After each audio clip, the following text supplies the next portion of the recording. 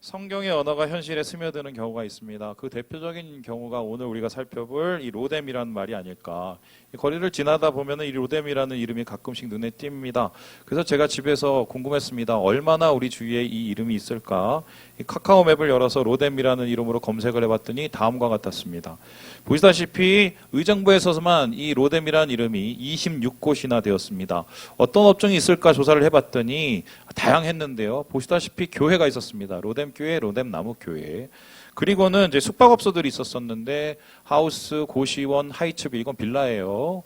그리고는 이제 요양원, 어린이집, 복지센터 같은 이제 치료시설들이 있고 카페, 문고, 치과는 왜 있을까요? 예, 아무래도 엘리야가 이가 안 좋았던 것 같아요. 그리고 푸드, 의류, 웃으라고 한 건데 인테리어 뭐 이런 가게가 있었습니다. 그럼 제가 한번 질문해 보겠습니다. 이 중에서 제일 로뎀이라는 이름이 많이 나오는 업종이 뭘까요? 혹시 아시는 분? 제가 아시는 분에게 선물을 드리도록 하겠습니다. 없어요? 없어요? 예, 두 가지인데 처음은 뭐냐면은 의류 옷가게입니다. 여기 봤더니 이게 프랜차이즈라 이 로뎀이라는 그 이름을 가진 옷가게가 꽤 많더라고요. 그 두 번째는 뭐냐면 요양원이었어요. 아무래도 지금 초고령 사회다 보니까 이 로뎀이라는 이름이 이거하고 섞인 것 같은데요. 이 로뎀이라는 단어를 지금 우리 사회가 어떻게 쓰고 있느냐, 뭐 쉼, 치유, 여유, 뭐 이런 거하고 연결되는 것 같은데 아마 이 말씀 때문에 이렇게 자리 잡은 게 아닌가. 우리 함께 5절의 말씀을 같이 한번 읽어보도록 하죠. 시작!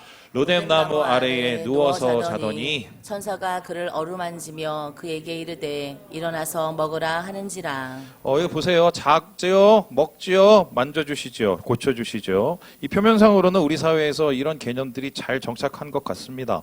근데 한번 질문해보죠. 진짜 성경의 현실, 이 엘리야가 살던 시대에 이 로뎀나무가 그런 곳이었을까요? 여기에 대해서 엘리 바렛이라는 현대 영국 화가가 이런 그림을 그렸는데요. 탈진한 엘리야. 여러분 생각하고 좀 많이 다르죠? 우리 생각하고는 다르게 매우 비참합니다. 자고는 있지만 매우 처절하고 먹기는 하지만 좀 빈약하고 그리고 실수는 있지만 머무를 수 없는 말 그대로 좀 이상한 이 그림이 그러면 진짜 맞을까요? 아니면 과장일까요? 제가 이스라엘 가봤잖아요. 가서 엘리야의 루트를 제가 다 돌았습니다. 그리고 그 사람이 묵었던 곳이라고 생각할 수 있는 곳을 제가 찾아놨는데요. 바로 다음과 같습니다. 보여주시죠. 이게 로뎀나무입니다. 보시다시피 나무가 아니에요. 관목입니다. 그냥 풀이입니다. 그래서 이곳은요, 쉴 수 있는 곳이 아니에요. 말 그대로 그가 잠들어 있던 곳은 유대의 광야 한 복판이었습니다. 노숙을 한 건데, 그래서 우리는 로뎀에 대해서 다른 정의가 필요한 것 같다. 로뎀은 쉬는 곳, 휴양지 아닙니다. 휴식지 아닙니다. 우리로 따지자면 고시원 정도 되겠고요. 그냥 거쳐가는 곳이었습니다. 이렇게 황야에서 쓰러져 엎어져 자는 이유가 뭐냐? 목적지가 있었기 때문인데 그 목적지는 다름이 아니라 이곳이었습니다. 보여주실까요? 호렙산입니다. 멋있지요? 바위산. 여러분 이곳 아십니다. 어떤 곳이냐면은 모세와 이스라엘 백성이 이곳에서 하나님을 만났습니다. 시내산이고요. 우리 한번 보세요. 여기 보면은 도봉산 보이죠? 그 옆에 사패산 있죠. 그렇게 봉우리만 다른 거지 거의 똑같은 산이라고 볼 수가 있겠습니다. 그러면 여기에 갔어요. 40일을 걸어서 갔는데 왜 여기까지 갔을까? 예전에 학자들이 이걸 되게 은혜스럽게 해석을 해서 이곳에 가서 하나님 만나서 사명을 다시 발견하려고 그랬다 이렇게 얘기했는데 현대에 와서는 이것을 아주 냉정하게 평가를 했어요. 왜 갔느냐? 끝내려고 갔습니다. 죽으려고 갔습니다. 하나님하고 결판 지려고 아무것도 하기 싫어서 가게 된 것입니다. 그래서 엘리야는 지금 영적인 침체에 빠지게 됐는데 이게 굉장히 충격적인 이유가 그는 구약 시대를 대표하는 가장 큰 선지자였어요. 이 가장 큰 선지자, 능력의 선지자도 이렇게 망가질 수 있다. 이 말씀을 통해서 보게 되는 건데요. 호렙에 도착했습니다. 그리고 그 굴에 들어갔습니다. 아마 그 굴이라고 하는 것 보면은 이스라엘 백성들이 어느 정도 아는 굴이 아니었을까. 아마 모세가 있었던 곳일 수 있는데요. 그곳에서 하나님이 말씀을 하십니다. 정확하게 표현하면 말씀이 아니라 질문에 가까웠는데 우리 함께 9절의 말씀을 같이 한번 읽어보도록 하겠습니다. 9절입니다. 시작! 엘리야가 듣고 겉옷으로 얼굴을 가리고 나가 굴 어귀에 섬에 소리가 그에게 임하여 이르시되 엘리야야 내가 어찌하여 여기 있느냐. 이게 세자입니다. 세자. 마, 레카, 포. 마, 왜, 레카, 너, 포, 여기. 너 여기 왜? 이렇게 물어본 겁니다. 다시 말해서 여기 왜 왔냐는 것입니다. 이 질문은 굉장히 직설적인데요. 흥미로운 건 하나님께서 엘리야에게 이렇게 직설적인 질문을 한 번 하는 게 아니라 두 번이나 합니다. 그것도 그냥 두 번이 아니라 거의 복사로 한 글자도 틀리지 않고 하는데요. 확인해 볼까요? 이 13절 보면 이렇게 나오죠. 겉옷으로 가리고 왔더니 엘리야야 네가 어찌하여 여기 왔느냐. 똑같이 13절에 이렇게 제시를 하고 있어요. 13절 넘겨주세요. 한자도 틀리지 않고 그대로 다시 물은 것입니다.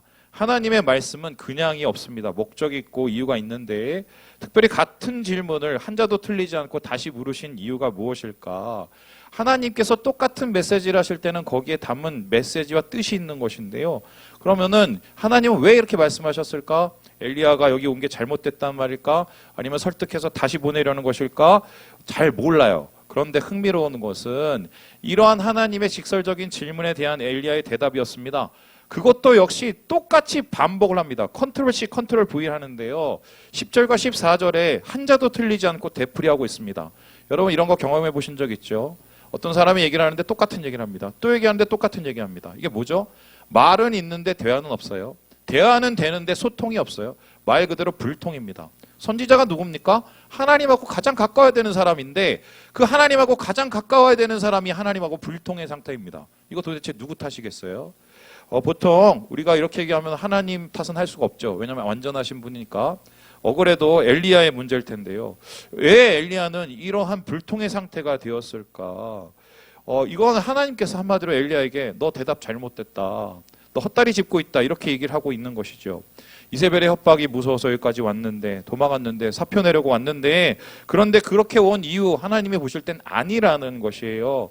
그래서 그를 깨우치려고 이렇게 하나님께서 똑같은 질문을 하신 것입니다. 그렇다면 엘리야는 지금 생각이 뭐가 잘못됐을까요? 그의 상황 판단이 좀 뭔가 문제가 있었다는 것인데 우리 한번 그의 대답을 보면서 분석을 해보겠습니다. 우리 함께 10절의 말씀을 같이 한번 읽어보도록 하겠습니다. 시작! 그가 대답하되 내가 만군의 하나님 여호와께 열심히 유별하오니 이는 이스라엘 자손이 주의 언약을 버리고 주의 제단을 헐며 칼로 주의 선지자들을 죽였음이오며 오직 나만 남았거늘 그들이 내 생명을 찾아 빼앗으려 하나이다. 절박하죠? 틀린 것 하나 없어 보입니다. 그 진짜 완전히 지금 진창에 빠졌거든요. 왜냐하면 그가 겪고 있는 현실 바로 이런 모습이기 때문입니다. 그런데 그 대답을 잘 정리를 해보면은 그가 닥친 어려움에 대해서 그는 이렇게 분석을 하고 있는데요. 세 가지죠. 보여주시죠. 첫 번째는 할 만큼 했다는 거죠. 진짜 할 만큼 했어요. 왜 그죠? 850대 1의 싸움에서 이겼습니다. 3년 반이나 기다렸고요. 최선을 다했습니다. 이보다 더 잘할 사람은 없고 이보다 더 잘할 수는 없다. 이 말이죠. 그런데 그 결과가 어땠나요? 변한 게 없습니다. 이스라엘 백성 아하방 똑같습니다. 그리고 심지어는 이제 사람들이 자기에게 부정적인 감정을 품고 있는 것 같습니다. 그래서 결론이 뭐냐? 나만 남았다. 오히려 더 나빠졌다. 나만 죽이려고 한다. 이제 갈 곳 없다. 다 끝이다. 이렇게 이야기를 하고 있는 것입니다. 그래서 엘리야는 지금 자기가 막혀진 그 한계 상황을 경험하면서 아마 해결 방법 이렇게 했다면 좀 나아지지 않았을까? 아마 그것을 생각하지 않았을까? 왜 이런 실패가 왔는지 판단했을 때 아마 이렇게 생각했을 거예요. 더 큰 힘이 있었다면 이게 해결이 되지 않았을까? 아니면 더 많은 사람이 있으면 이게 해결되지 않았을까? 더 촘촘하고 완전한 계획이 있으면 이게 좀 해결되지 않았을까? 이렇게 생각했을 때인데 이 말을 잘 살펴보면 결국은 자기의 잘못이 아니라 하나님 잘못으로 탓을 하나님께 책임을 돌리고 있는 것이지요. 그런데 하나님께서는 이러한 엘리야의 대답 마음에 들지 않았어요. 그리고는 정면으로 행동으로 반박을 하시는데요. 먼저 엘리야를 공굴 밖에 나가게 하십니다. 그리고는 이런 일을 벌이십니다. 우리 함께 11절의 말씀을 같이 한번 읽어보도록 하겠습니다. 시작! 여호와께서 이르시되 너는 나가서 여호와 앞에서 산에 서라 하시더니 여호와께서 지나가시는데 여호와 앞에 크고 강한 바람이 산을 가르고 바위를 부수나 바람 가운데 여호와께서 계시지 아니하며 바람 위에 지진이 있으나 지진 가운데도 여호와께서 계시지 아니하며 하나님이 할 수 있는 최대한의 퍼포먼스를 했습니다. 강한 바람, 막 땅을 막 가르고요. 지진, 불, 막 불쇼 다 보여주신 거예요. 이것은 강력한 하나님의 임재이며 능력을 뜻합니다. 한마디로 나는 네가 생각하는 것보다 훨씬 힘이 세다는 소리예요. 하나님보다 더 큰 힘이 없다는 것입니다. 그래서 엘리야가 상황을 판단했었을 때 힘이 부족해서 그런 거 아니야. 나는 힘이 얼마든지 있는데 너 그거 잘못된 생각이야 라고 하나님께서 거기에 대해서 정확하게 반박을 하고 계십니다. 뿐만 아니라 하나님께서는 다시 말씀으로 엘리야의 생각을 깨놓으시는데요. 우리 함께 18절의 말씀을 같이 한번 읽어보도록 하지요. 시작! 그러나 내가 이스라엘 가운데에 7,000명을 남기리니 다 바알에게 무릎을 꿇지 아니하고 다 바알에게 입맞추지 아니한 자니라. 나 혼자만 남았다고 다 끝났다고 얘기했습니다. 그런데 하나님 아니라고 얘기했습니다. 몇 명이 남았다고요? 7천 명이나 남았다고 얘기했습니다. 사람이 없어서 실패한 게 아니라는 말씀입니다. 그러니까 네 잘못 생각하고 있다는 것입니다. 거기서 끝나는 게 아니라 하나님께서는 촘촘한 계획에 대해서 얘기하십니다. 아람 왕으로 하사엘을 세워라, 이스라엘 왕으로 예후를 세워라, 그리고 너를 뒤어서 엘리사를 세우라고 얘기를 합니다. 그리고는 하나님께서는 17절에 왜 그렇게 하시는지 설명해 주는데, 하사엘의 칼을 피하는 자는 예후가 죽이고 예후의 칼을 피하는 자는 엘리사가 죽일 것이다. 한마디로 모든 계획을 하나님이 다 짜놓으신 거예요. 엘리야 생각 틀린 겁니다. 계획이 없어 실패한 것 아니고, 힘이 없어 실패한 거 아니고, 그리고 사람이 없어서 실패한 게 아니라는 겁니다. 그럼 이제 질문해 봅니다. 왜 실패했죠? 왜 여기 왔죠? 왜 그는 자기가 실패했다고 생각을 했을까? 실패한 건 맞을까요? 이를 알아내기 위해서는 성경을 더 뜯어봐야 됩니다. 성경을 살펴보면은 반복된 두 가지의 질문, 반복된 두 가지의 대답과 더불어서 반복된 세 가지의 표현이 있습니다. 이게 뭐냐? 바로 12절을 보면 살펴볼 수 있는데요. 우리 같이 한번 읽어보도록 하겠습니다. 시작! 또 지진 후에 불이 있으나 불 가운데에도 여호와께서 계시지 아니하더니 불 후에 세미한 소리가 있는지라. 누가 안 계셔요? 하나님이. 그렇다면은 이 이야기는 어떻게 해석할 수 있냐면, 하나님의 계획이 완전하고 하나님의 사람도 충분하고 하나님의 능력도 말할 것도 없는데 엘리야가 그걸 못 보고 있어요. 왜입니까? 하나님이 안 계셔서예요. 이게 말이 되나요? 하나님을 만나러 왔는데, 하나님 앞에 있는데, 하나님의 말씀 앞에 있는데 어떻게 하나님이 계시지 않을까? 이런 아이러니한 상황 여러분 생각을 해보세요. 우리도 똑같이 겪고 있습니다. 제가 한번 증명해 볼게요. 여기 왜 나오셨어요? 하나님 만나러 나오셨습니다. 왜 우리가 예배드립니까? 말씀 왜 듣습니까? 교제 왜 합니까? 심지어 기도까지 합니다. 그런데 어떻습니까? 하나님이 느껴지지 않아요. 예배를 드리고 그 공간 안에 있는데 하나님의 만지심이 느껴지질 않아요. 그리고 내가 뭔가 예배 가운데 변화가 돼야 되는데 돌아가면 나는 역시 똑같은 실패의 상황 속에 있는 거예요. 똑같죠? 엘리야하고 똑같은 거예요. 하나님 앞에 있는데 하나님이 없어요. 하나님의 말씀 앞에 서 있는데 하나님이 없어요. 예배를 드리는데 하나님이 없어요. 하나님의 사람이 하나님이 없어요. 결국 엘리야가 실패한 이유는 이거예요. 어떻게 되는지 모르겠는데 하나님을 어느 순간 놓쳐버린 겁니다. 그래서 오늘 저는 여러분과 함께 이 이유를 찾으려고 그러는 거예요. 우리가 신앙생활 오래 하고, 저는 지금 50년 넘게 믿었어요. 50년 넘게 믿으면 50년 동안 하나님과 가까워질까요? 천만의 말씀입니다. 장로, 목사 위에 뭐가 있는지 잘 모르겠지만, 이거 위가 아니죠, 아래죠. 그렇게 되면 하나님하고 더 가까워질까요?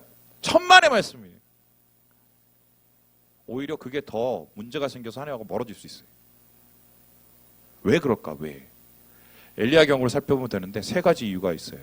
우리 같이 한번 보도록 하겠습니다. 첫 번째는요, 다른 사람 때문이에요.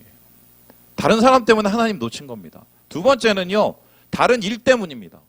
세 번째는요, 다른 위로 때문입니다. 이게 맞나 틀리나 한번 볼까요? 우리 함께 4절의 말씀을 같이 한번 읽어보도록 하겠습니다. 시작! 자기 자신은 광야로 들어가 하루길쯤 가서 한 로뎀나무 아래에 앉아서 자기가 죽기를 원하여 이르되 여호와여 넉넉하오니 지금 내 생명을 거두시옵소서. 이게 도망 나는 나와서 내 처음으로 한 조상들- 얘기입니다. 하나님, 나 죽게 생겼는데 나 조상들보다 낫지 않아요. 여기서 말하는 조상이라는 건 훌륭한 조상을 뜻하겠죠. 예를 들어서 모세라든가 아브라함이든가. 그럼 이 사람은요, 자기를 모세급으로 본 거예요. 경쟁, 비교. 우리가 삶 속에서 하나님 놓치는 이유가 이겁니다. 다른 사람하고 경쟁, 비교. 뿐만 아니라 더 웃긴 게 뭐냐면 19장 초반에 보면은 엘리야가 오바댜가 숨겨놓은 이 선지자들 100명이 있다는 걸 알아요. 그런데 그 사람은 없는 거야. 왠지 아세요? 나하고 급이 다른 거예요. 여러분 이런 경험에 왔습니까? 저 경험에 왔어요. 아예 까놓고 얘기할 거예요. 제가 열방교회에서 행정목사, 행정수석으로 2년 동안 있었습니다. 제 인생에서 가장 침울한 우울기. 왜 그랬는지 아세요? 아침 4시부터 저녁 11시까지 교회를 위해서 열심히 일했어요. 근데 나중에 남는 게 깡통이에요. 왜 내가 그렇게 열심히 했냐? 목사님이 열심히 하라고 하고 앞에서 막 세워주고 박수 쳐주니까 제가 잘하는 줄 알았어요. 다른 사람들보다 우쭐하고 비참해졌어요, 영적으로. 여러분, 신앙은 경쟁하는 게 아니에요. 하나님하고 1대1의 관계입니다. 이것을 하는 순간 우리는 하나님하고 놓쳐버려요. 다른 사람이 하나님보다 앞서기 때문이에요. 둘째로 그는 다른 일 때문에 하나님을 놓쳐버리게 되는데요. 그럼 다른 일이라는 것은 무엇인가? 아마 이 일이 아니겠습니까? 그림을 보여주시죠. 바로 850대 1의 싸움이다. 여러분, 이게 쉬운 일입니까? 자기 편이 한 면도 없는데, 그리고 3년 반 동안 기다렸는데, 그렇게 기다린 이 삶 속에서 전투에서 승리했으면 대단한 겁니다. 하나님께서 박수를 쳐주셔야죠. 근데 중요한 게 뭐냐? 이 대단한 일을 하다가 하나님을 놓쳐버릴 수가 있다 없다? 있다는 겁니다. 이 일은 하나님이 원하셔. 이 일은 하나님이 바라셔. 이 일은 내가 모두가 투자를 해. 그래서 하나님께서 원하시는 것에 올인을 해. 이건 대단한 일이니까 웃기지 마세요. 하나님은 대단한 일을 우리에게 요구한 적이 한 번도 없습니다. 사실 이 일은 엘리야가 한 게 아니에요. 하나님이 다 하신 거예요. 그냥 엘리야는 3년 반 동안 쉬어라. 쉬었어요. 가라. 갔어요. 그리고 물 벗어요. 불 왔어요. 뛰어라. 뛰었어요. 하루하루 그냥 순종만 한 거예요. 그날. 언제 하나님이 대단한 일을 원하세요? 그런데 대단한 거를 우리가 찾다가 그 일에 빠져서 하나님 놓쳐버려요. 교회에 그런 분들이 있습니다. 봉사 죽도록 하고 나중에 하나님 잃어버린 사람들. 봉사 죽도록 하다가 나중에 하나님 떠난 사람들. 저 많이 봤거든요. 이거 결국 하나님 놓쳐버리면 아무것도 아니에요. 세 번째로 그는요, 다른 위로를 찾았습니다. 여러분, 지금 엘리야가 무너지기 전에 어떤 장면이 있었는지 아십니까? 이 그림을 보여주시죠. 제정신이에요, 저게. 얼굴 보세요. 뭐가에 질려놓은 사람처럼 보이죠? 축지법을 써서 막 달려갑니다. 능력이 임해서. 저 뒤에 누가 옵니다. 뭐 마차를 끌고 오는 거 보니까 왕이겠죠. 아하방입니다. 이것은 자기 능력을 과시하는 거예요. 이게 어떤 뜻이냐 이런 건데, 아하방 앞에서 이렇게 보여줬으니까 변화되겠지. 이스라엘 백성도 변화되겠지. 이제 난 인정받겠지. 이제 난 좀 인정받고 내 세상이 오겠지. 하나님 아닌 다른 것에서 인정을 찾고 위로를 찾는 것, 결국 자신의 사역에 대한 만족스러운 결과, 다른 위로, 다른 인정, 다른 사람, 그리고 다른 일이 그를 잡아먹은 겁니다. 제가 어제 리더들하고 물어봤습니다. 이 말씀을 저는 미리 나누고 이제 말씀을 하는데 물어봤어요. 여러분은 어떻게 해서 하나님을 놓칩니까? 하나님과의 친밀감을 놓치는 이유가 뭡니까? 라고 물어봤더니 리더 모두가 똑같은 얘기를 했습니다. 뭐라고 얘기했는지 아세요? 열림아 뭐라고 얘기했을 것 같아? 너는 알고 있어 대답을. 너 집에서 제일 많이 하는 게 뭐야? 고백을 해!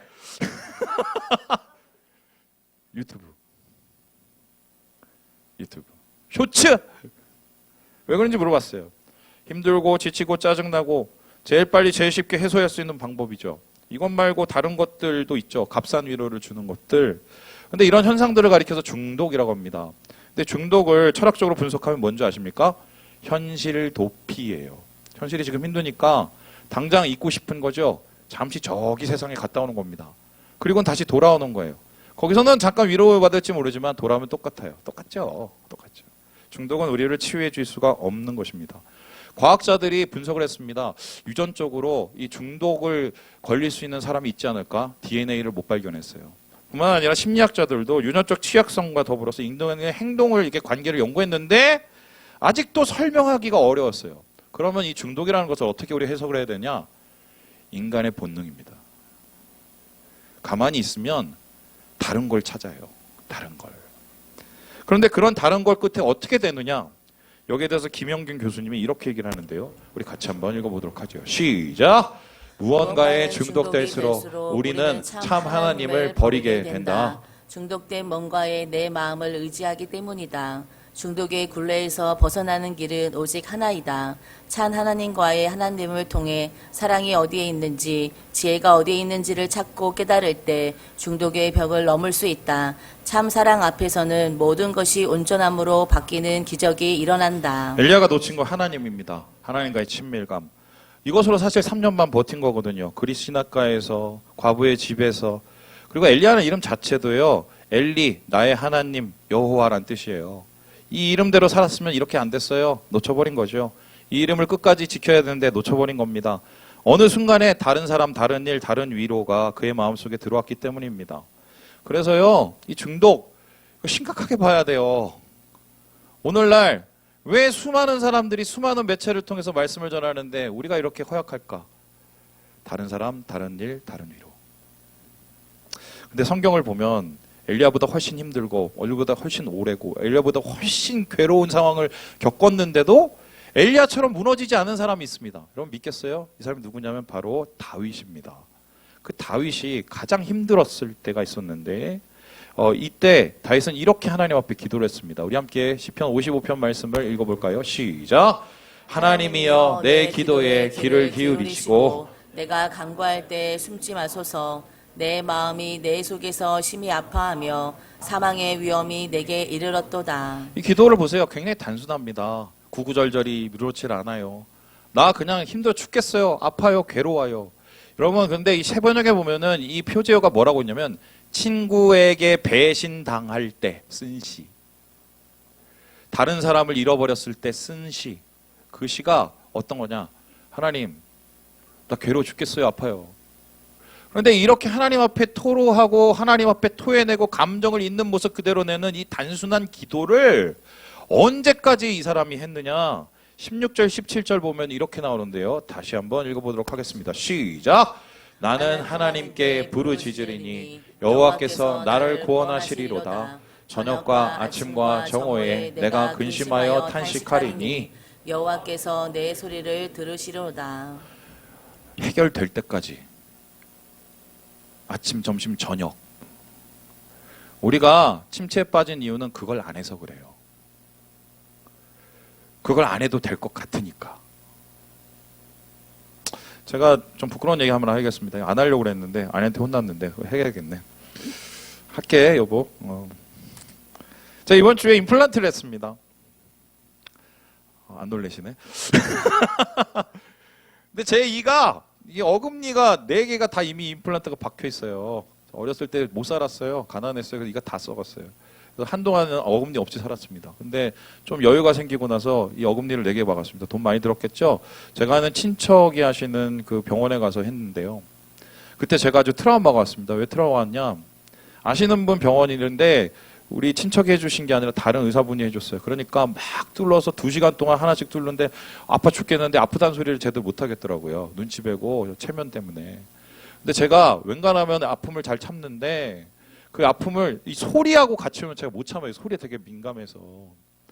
그런데 이제 이가 부러진 거예요. 얼마 전에. 그래서 이제 제가 또 이거 치과를 어떡하지 하다가 알아서 안 아프게 한다는 병원이 있어서 거기를 이제 찾아갔습니다. 찾아가서 했는데 딱 앉았어요. 앉았고 했더니 결국은 다시 임플란트를 박아야 된다는 거예요.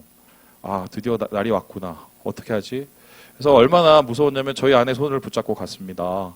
목요일날 10시에 갔는데 딱 도착을 했더니 간호사분이 저를 보더니 왜 오셨어요? 그런 겁니다. 알고 봤더니 금요일날 10시였습니다. 제가 긴장을 해서 그 전날에 가버린 거예요. 얼마나 쫄았으면. 그리고는 금요일날 갔어요. 그리고는 임플란트를 시작을 했습니다. 근데 그냥 임플란트만 하는 게 아니라 옆에까지 다 해버린다는 거예요. 정말 뭐 공황이 왔는데 갑자기 소리가 시작이 되고 막 뚫기 시작하고 막 만지기 시작하고 막 바람을 부는데요. 막 시큰시큰 거려 갖고 막 죽겠는 거예요. 그래서 어떻게 할지 막 머릿속에 막 뱅뱅뱅 도는데 갑자기 그때 의사분이 저한테 뭐라고 하는지 아세요? 아프면 아프다고 얘기하세요. 아프면 아프다고 얘기하세요. 그래서 제가 어떻게 했는 줄 아세요? 아파요. 그랬더니 그분이 갑자기 뭘 이렇게 막 이렇게 바르는 겁니다. 하나도 안 아파요. 하나도 안 아파요. 병신 같죠? 아프다고 얘기하면 될걸. 주님 아시죠? 제가 막 열심히 특별하고 말이야. 막 내가 막 선지자들보다 훨씬 낫고 막 이런 얘기가 왜 필요해요? 내가 아파 죽겠는데 언제 하나님이 대단한 일을 하래요? 언제 하나님이 여러분을 통해서 무슨 수익을 얻기를 원하세요? 여러분이 그렇게 대단한 사람이에요? 아니에요. 우리 약한 사람이에요. 아파하면 아프다고 얘기해야 되는 사람이에요. 그래야 하나님이 만져줄 수 있어요.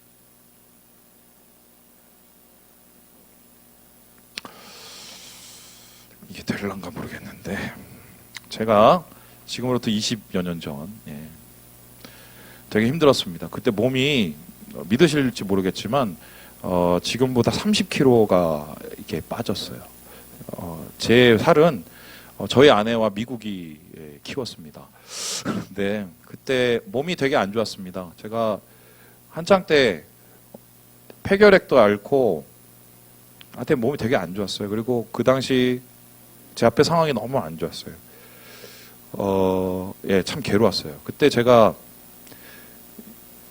너무 힘들어서 기도를 하다가 쓴 곡이 하나 있습니다. 그거를 제가 한번 오늘 불러보도록 하겠습니다. 괜찮겠죠? 좀 기다려야 돼요.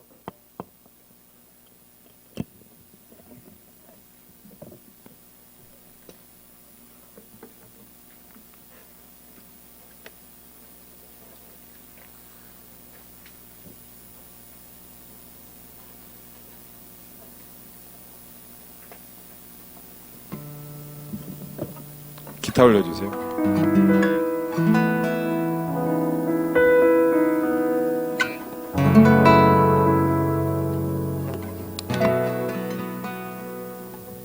주님, 나 아파요. 죽게 갈 때 나의 마음 깊은 곳 외로워요. 죽게 설 때 안아주세요. 나 포기하지 말아요. 포기하지 않도록 붙잡아 주세요. 주를 놓지 않도록.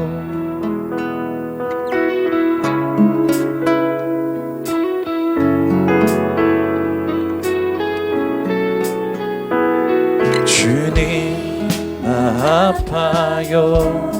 죽게 갈 때 나의 마음 깊은 곳 외로워요. 죽게 설 때 안아주세요. 나 포기하지 말아요. 포기하지 않도록 붙잡아 주세요. 주를 놓지 않도록 포기하지 말아요. 포기하지 않도록 붙잡아 주세요. 주를 놓지 않도록. 주님 보기 원해요. 나의 눈을 열어줘요. 주님 알기 원해요. 나를 채워주세요. 주님 보기 원해요. 나의 눈을 열어줘요. 주님 알기 원해요. 나를 채워주세요.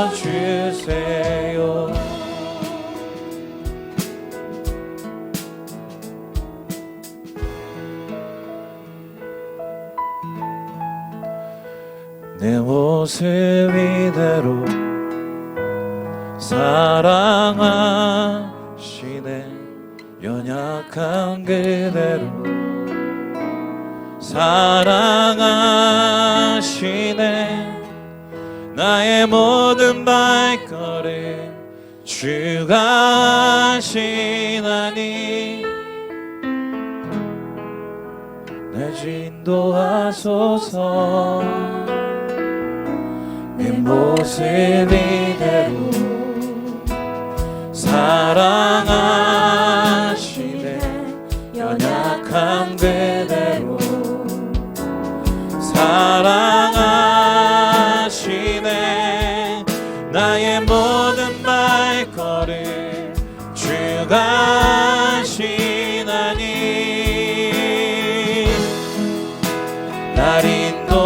인도하소서. 주의 날개 아래 거하는 것, 주의 임재 안에 거하는 것, 나의 가장 큰 소망, 나의 가장 큰 은혜, 주와 함께 동행하느니. 주의 날개 아래 거하는 것, 주의 임재 안에 거하는 것, 나의 가장 큰 소망, 나의 가장 큰 은혜, 주와 함께 동행하. 우리 일어나서 주님 높이겠습니다. 모습 이대로 사랑하시네. 연약한 그 우리 솔직하게 고백할게요. 사랑하시네. 나의 모든 발걸음 그가 하시나니 날 인도하소서. 주의 날개 아래 거하는 것, 주의 임재 안에 거하는 것, 나의 가장 큰 소망, 나의 가장 큰 은혜, 주와 함께 동행. 우리 같이 손 높이 들고 주님께 부르짖습니다. 주의 임재 안에 거하는 것, 주의 임재 안에 거하는 것, 나의 가장 큰 소망, 나의 가장 큰 은혜, 주와 함께 동행하느니. 나의 가장 큰 소망, 나의 가장 큰 은혜, 주와 함께 동행하느니.